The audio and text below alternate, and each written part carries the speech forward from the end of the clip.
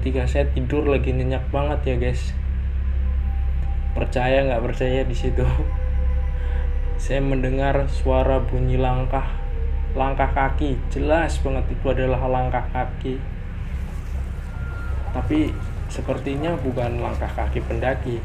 Dan di situ memang ribut seperti pasar. Jika kalian pernah ke pasar, pasti kalian akan tahu suara bener-bener pasar guys. Dieng itu bener pasar. Jadi ketika itu saya teringat, wah, saya setengah sadar ya guys, langsung wah, saya posisinya di sini kayaknya tidur. Saya teringat di situ dan saya mencoba bangun waktu itu guys. Ketika saya mencoba bangun ini nggak apa ya, badan tuh nggak bisa digerakkan guys. Jadi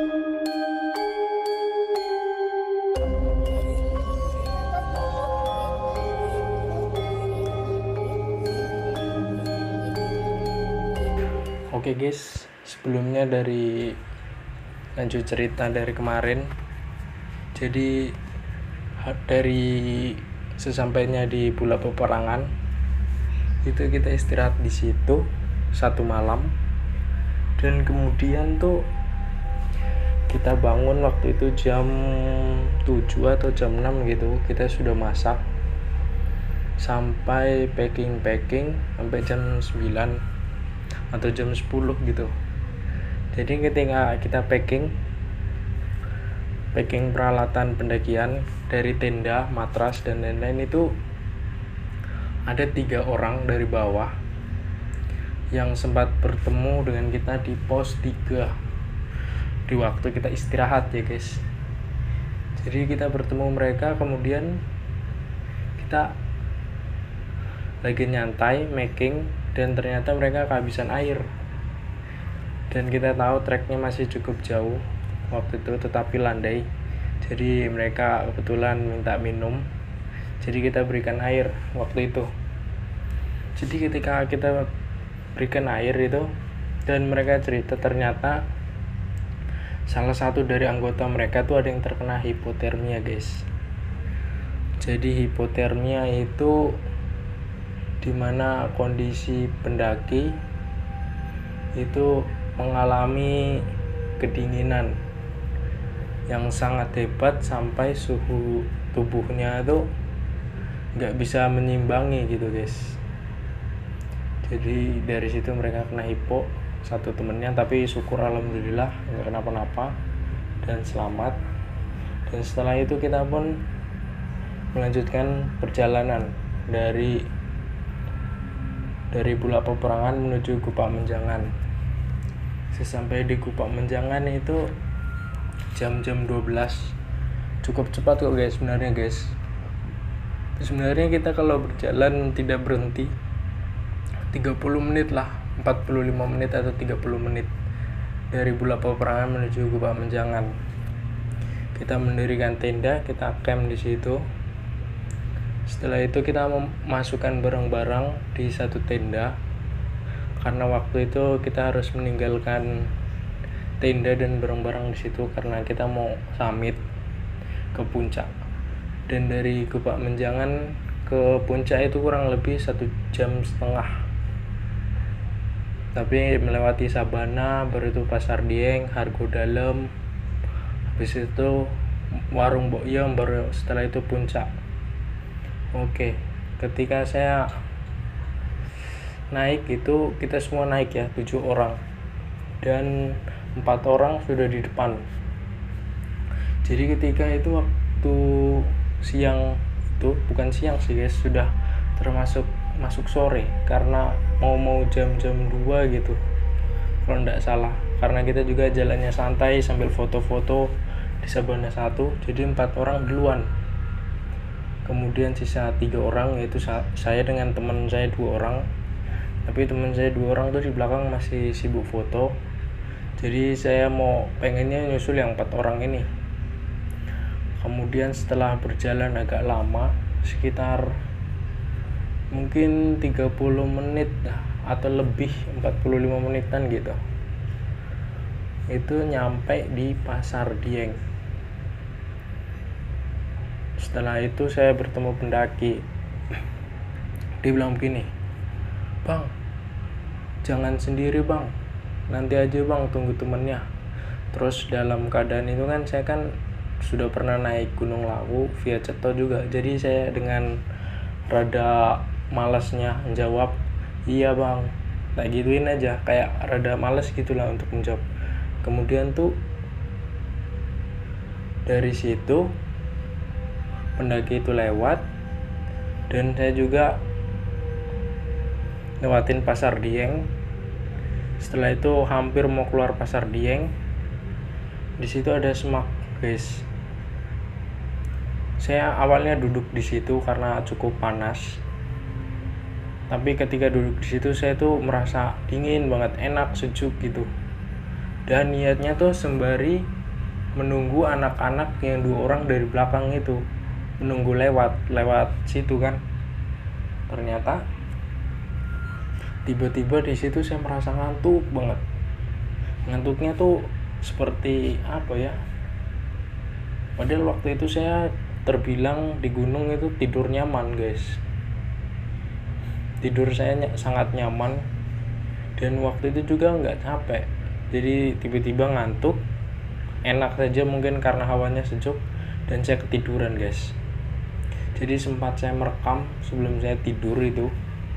Saya tidur di semak-semak itu sebenarnya semak-semak itu pohon bunga Edelweiss ya, guys. Jadi saya tidur, duduk tidur, dan ternyata benar, saya tidur sangat nyenyak dan lelap di situ.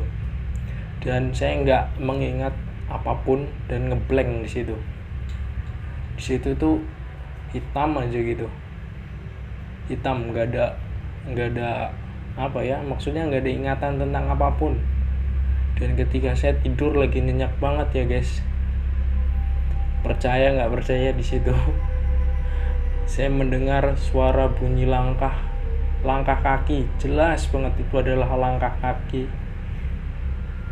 Tapi sepertinya bukan langkah kaki pendaki.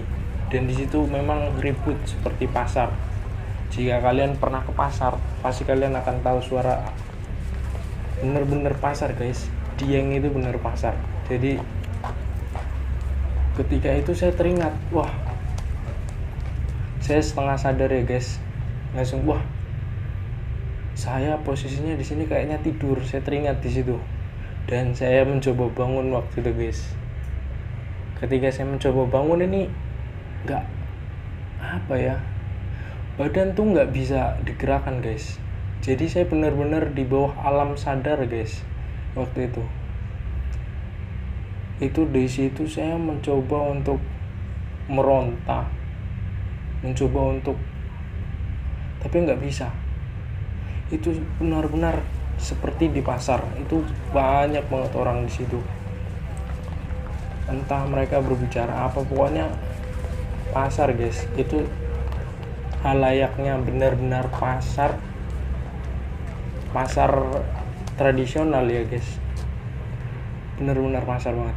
Ketika itu alhamdulillah, guys, waktu itu ada 2 orang bapak-bapak yang turun kebetulan lewat situ, dan dia membangunkan saya, guys. Dia menyentuh saya dan membangunkan saya. Alhamdulillah banget di situ. Jadi bapak-bapak 2 orang ini itu bukan pendaki, guys, yaitu mereka sepertinya yang punya warung di dekat Hargo Dalem atau dekatnya warungnya Mbok Yem. Jadi ketika itu mereka membangunkan saya dan bilang begini, "Nang, di temanmu?"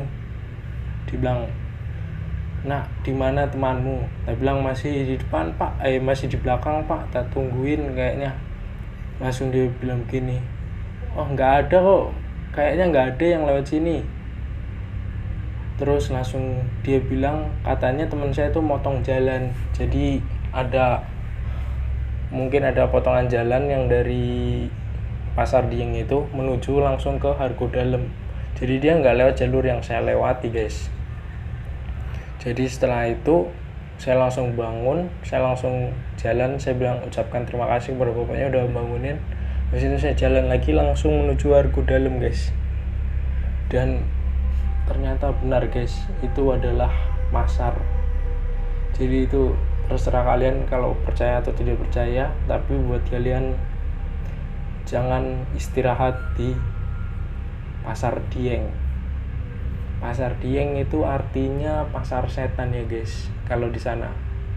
Jadi Pasar Dieng itu di sana banyak bebatuan dan pohon jantigi dan pohon edelweiss, dan di sana ada seperti gerbangnya ya guys, tatahan batu gitu. Jadi untuk menyebutkan itu pasar setan tuh memang cocok guys, karena di situ tuh bisa dibilang tempat yang paling lapang gitu guys.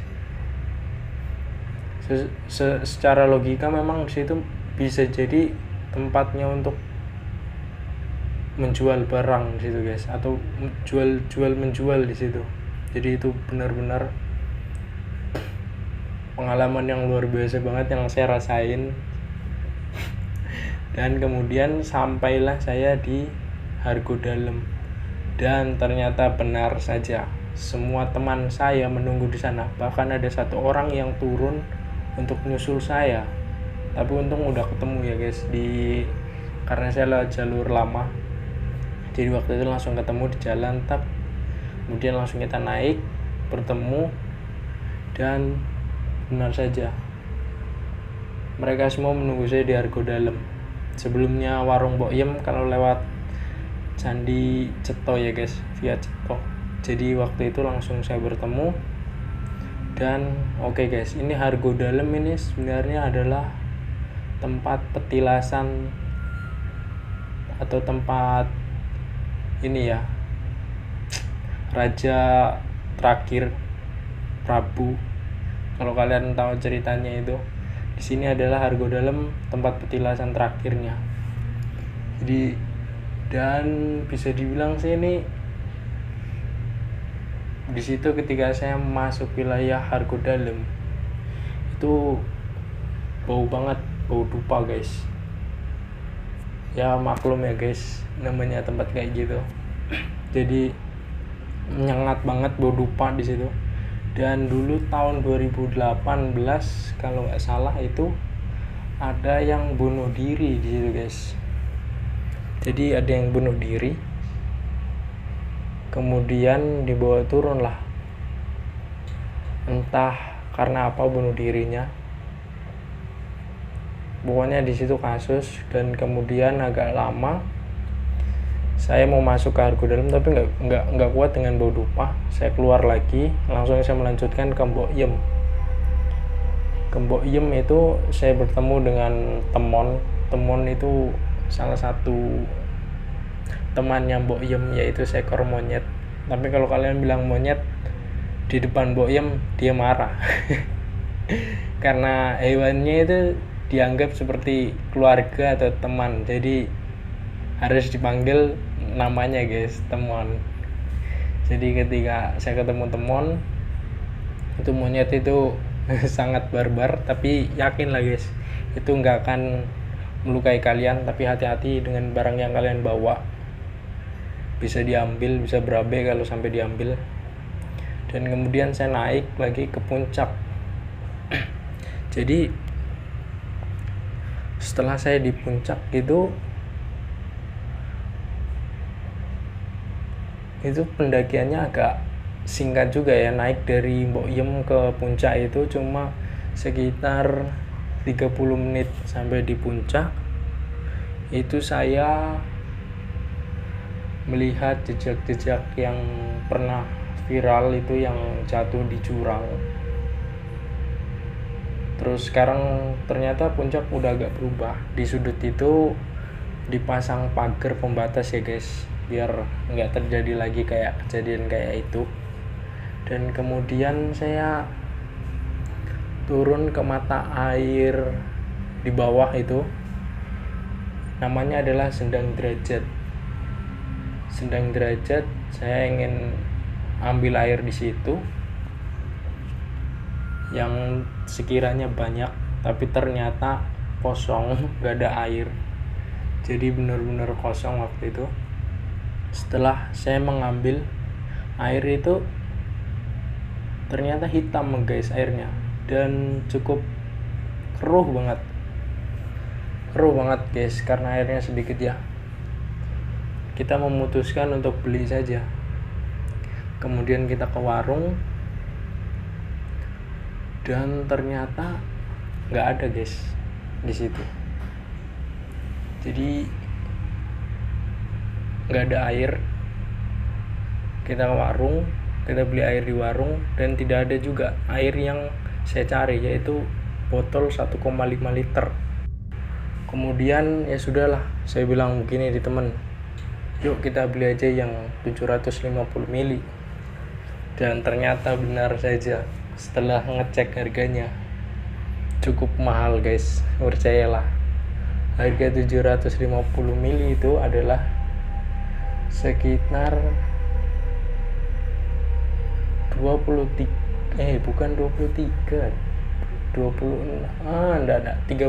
guys.